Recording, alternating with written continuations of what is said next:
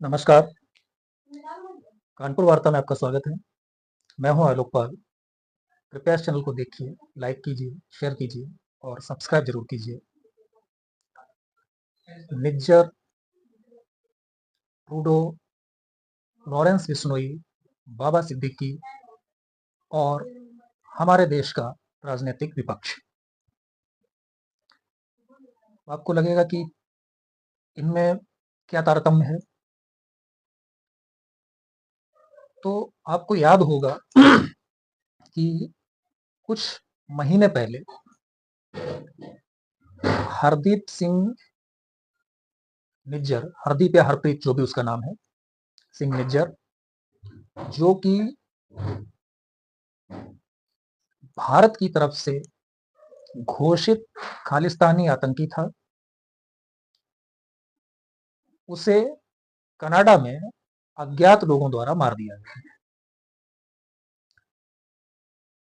उसकी हत्या के कुछ समय बाद कनाडा ने भारत पर यह आरोप लगाया कि निज्जर, जो कि एक कैनेडियन सिटीजन था, उसको भारत की एजेंसियों या भारत के एजेंट, और अगर सीधे शब्दों में कहें तो भारत की सरकार ने मरवाया है।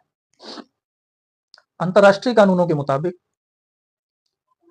ये एक अपराध की श्रेणी में आता है कि आप किसी संप्रभु राष्ट्र के नागरिक को इस तरह से कम उसके देश में या किसी विदेशी धरती पर एलिमिनेट नहीं कर सकते। ये आरोप सरासर तथ्य विहीन थे। भारत सरकार ने इसका कड़ा प्रतिवाद किया और कनाडा सरकार से मांग की कि आपने जो आरोप लगाए हैं उसके सबूत दीजिए। कनाडा की सरकार ने उस समय पर सबूत उपलब्ध न होने की बात कही और कनाडा के प्रधानमंत्री जस्टिन ट्रूडो ने कहा कि हमको इस बात की खुफिया जानकारी मिली है, इंटेलिजेंस इनपुट है इस बात के कि ऐसा भारत सरकार ने या भारत की एजेंसीज ने करवाया है। जब ये पूछा गया कि आपको इनपुट कहां से मिले हैं, तो उन्होंने फाइव आईज का नाम लिया। फाइव आईज जो है वो अमेरिका, कनाडा, यूके, ऑस्ट्रेलिया और न्यूजीलैंड, इनकी खुफिया एजेंसियों का एक संयुक्त संगठन है। यानी कि इनकी खुफिया एजेंसी जो हैं ये आपस में इंटेलिजेंस शेयर करती हैं। उस समय पर बात आई गई हो गई, चूंकि कनाडा में जो एक सिखों की संख्या है वो काफी ज्यादा है, और उन सिखों में से कुछ जो कि खालिस्तान की मांग लगातार करते रहते हैं, जो भिंडरवाला के अनुयायी हैं, जो लगातार अलग सिख राष्ट्र की मांग करते हैं, उसको लेकर के पश्चिमी देशों में जगह जगह प्रदर्शन करते रहते हैं। भारत में भी वो अपनी आपराधिक गतिविधियां संचालित करते रहते हैं। उन लोगों का विशेष दबाव था कनाडा के प्रधानमंत्री के ऊपर, यानी कि जस्टिन ट्रूडो के ऊपर। उस समय बात लगभग आई गई हो गई, थोड़े भारत और कनाडा के संबंध बिगड़े।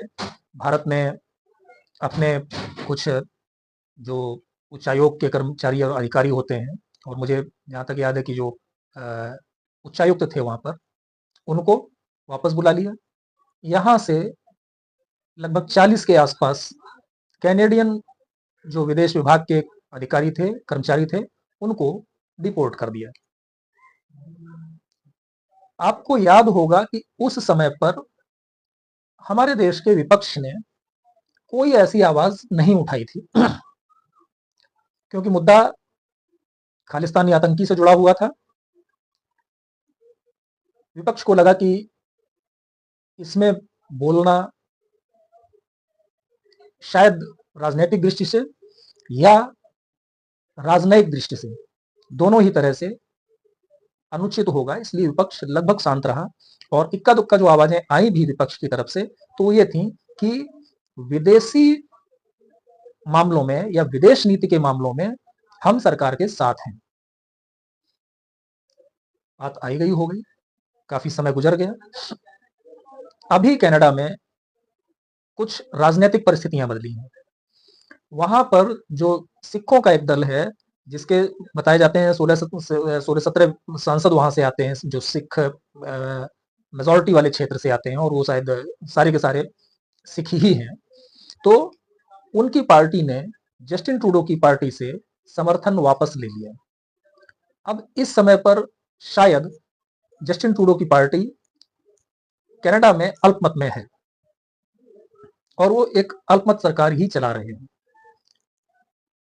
अगले साल कनाडा में चुनाव होने वाले हैं। जस्टिन ट्रूडो की जो पॉपुलैरिटी है वो बताई जाती है कि बहुत नीचे चली गई है, 20% से भी नीचे है, 15-16% के आसपास है। तो अब जस्टिन ट्रूडो के साथ प्रॉब्लम यह है कि अगर जो सिखों की पार्टी है वो उनके साथ नहीं आती है, या जो वहां पर रहने वाले सिख हैं वो उनको वोट नहीं करते हैं, तो अगले साल होने वाले चुनाव में उनकी स्थिति बहुत ज्यादा कमजोर हो जाएगी। तो उन्होंने सिखों को अपने पक्ष में करने के लिए एक बयान दिया, बेहद बेतुका बयान था। और लगभग 1 साल से ऊपर गुजर जाने के बाद अब उन्होंने दोबारा से कहा कि निज्जर की हत्या में भारत का हाथ था। जब भारत सरकार ने एक बार फिर से उनसे सबूत मांगे तो उन्होंने फिर हाथ खड़े कर दिए, लेकिन इस बार वो थोड़े आगे बढ़ गए और उन्होंने भारतीय उच्चायोग के कुछ अधिकारियों का नाम लिया कि ये लोग जो है इसमें सम्मिलित हो सकते हैं और भारत को इसकी जांच में सहयोग करना चाहिए। भारत ने इस पर बहुत कड़ा ऐतराज किया। उनके जो यहाँ दूतावास है वहां उसके अधिकारियों को बुला करके भारत ने ऐतराज जताया, और ऐतराज जताने के साथ ही अपने लगभग सभी अधिकारियों को, कुछ बहुत थोड़े रह गए होंगे, वापस बुला लिया। और जिनके ऊपर कनाडा ने आरोप लगाए थे उनको तो स्पष्ट रूप से यह कहकर वापस बुला लिया कि कनाडा में उनकी सुरक्षा को खतरा है। साथ ही साथ भारत ने कनाडा के जो दूतावास है वहां से कुछ अधिकारियों को नोटिस इशू कर दिया कि आप इतने समय के अंदर भारत छोड़ दीजिए। यहां तक सारा मसला ठीक ठाक था। इसके बाद जस्टिन ट्रूडो का एक और बयान आया और उन्होंने कहा कि निज्जर की हत्या में लॉरेंस बिश्नोई का हाथ है, लॉरेंस बिश्नोई गैंग ने निज्जर को मारा है। अब ये इनपुट उनके पास कहां से आया? ये इनपुट उनके पास आया कि लॉरेंस बिश्नोई गैंग ने जब निज्जर मारा गया था तो आगे बढ़कर के कहा था कि उसको हमने मरवाया है। पहली चीज तो ये है कि अगर ऐसा है भी तो ये एक गैंगवार है।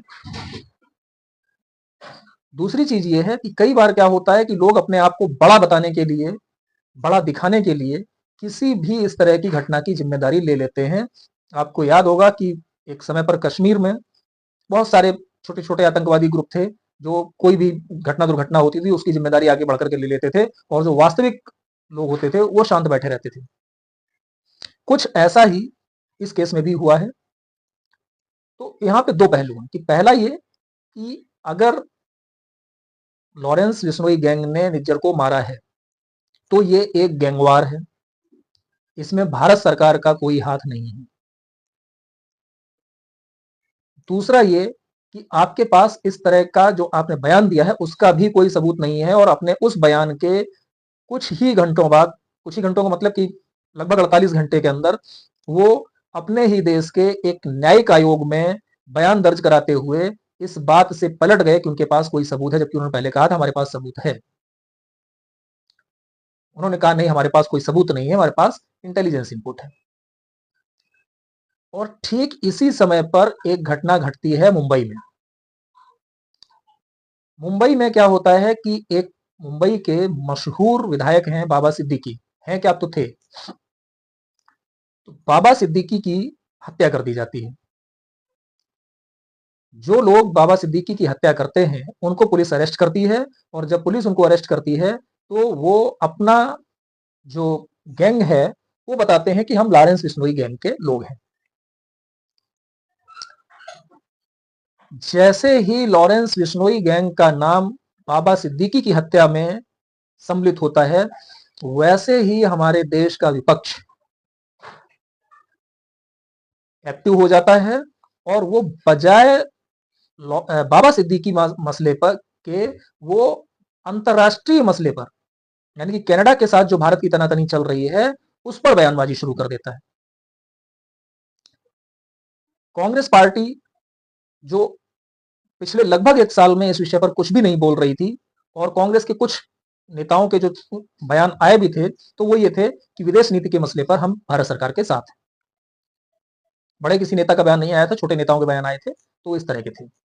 अब क्या हुआ है कि वही कांग्रेस पार्टी कह रही है कि अगर ट्रूडो ने कोई आरोप लगाए हैं तो उसकी जांच होनी चाहिए। एक वो बिहार का नेता है तेजस्वी यादव,